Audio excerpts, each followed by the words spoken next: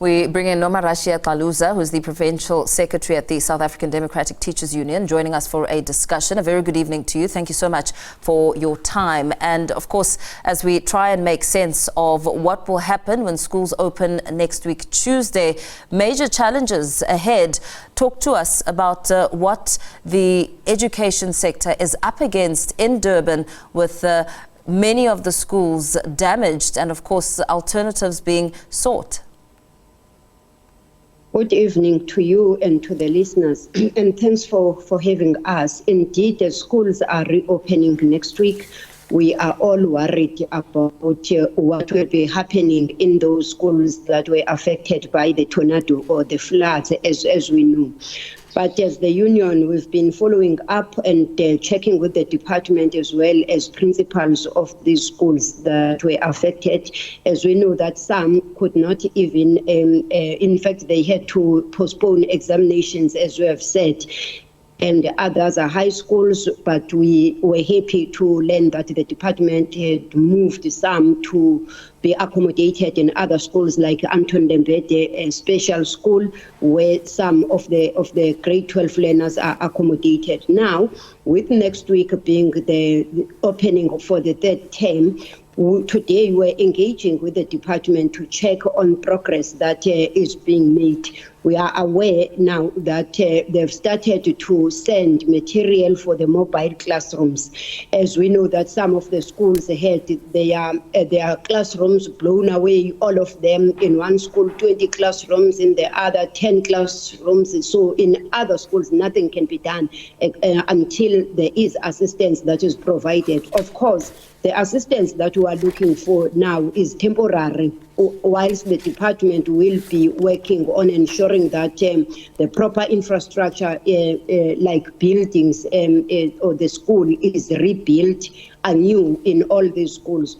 But we are learning, as we have been affected by these natural disasters, that the department alone will not be able to manage the situation. That is why for us as SATU, it is important that we strengthen partnerships and collaborations, especially partnerships between schools or the department and the private sector, so that from time to time they are assisted by those interventions from the private sector. Otherwise, there will be delays. We are monitoring the situation in other schools. They were saying the material came today, and we are just wondering whether they will be able to work around the clock so that at least on Monday, when we check on the proper readiness of schools, we are told or are informed with confidence that indeed our teachers can go back there in their schools together with their learners. Up until we get those reports and those confirmations, we remain concerned and worried, but we appreciate the efforts that are there from the department and anyone who may be willing to assist individual schools, of course, through the department in KZN. It sounds like there will be some schools that will not be operational. I mean, you speak of one school that's completely destroyed. What alternatives are being made, or perhaps what you're hoping for as an alternative as learners return to schools that have been completely destroyed? What's the plan?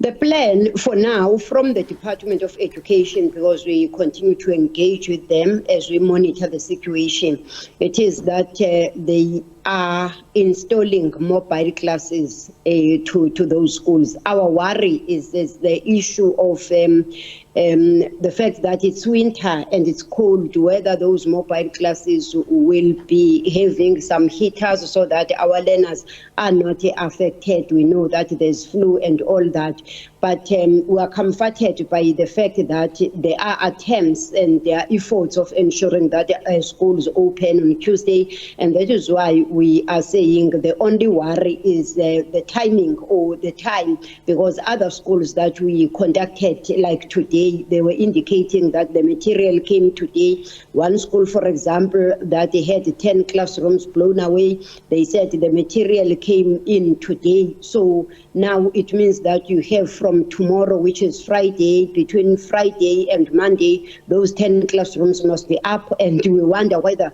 they will manage to deliver.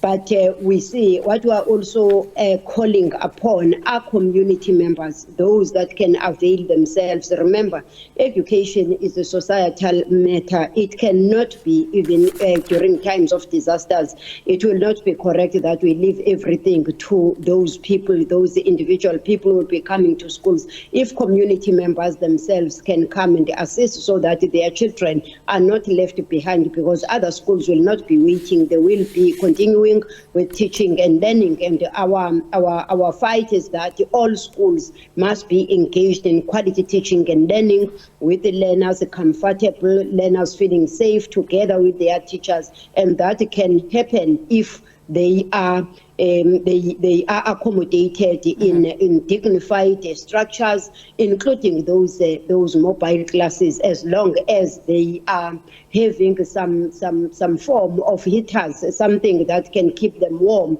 because it's winter. As you make that call for community intervention, do you think that there's a likelihood that some schools may find themselves in a position where they may not be ready come Tuesday next week, as the process may be delayed? As of now, as things stand, there are schools that are, in fact, the process of installing those mobile classes is at an initial stage, and we really doubt that all schools will be ready. Of course, we are monitoring, but right now we can't say with confidence that all our schools that were affected will be ready for teaching and learning come Tuesday next week. Yeah. Very concerning indeed. But thank you so much for your time. Nomarashiya Caluza, who is the Provincial Secretary at the South African Democratic Teachers Union, speaking about the challenges of the inclement weather and what it means come school opening next week, Tuesday, for some schools in KwaZulu-Natal.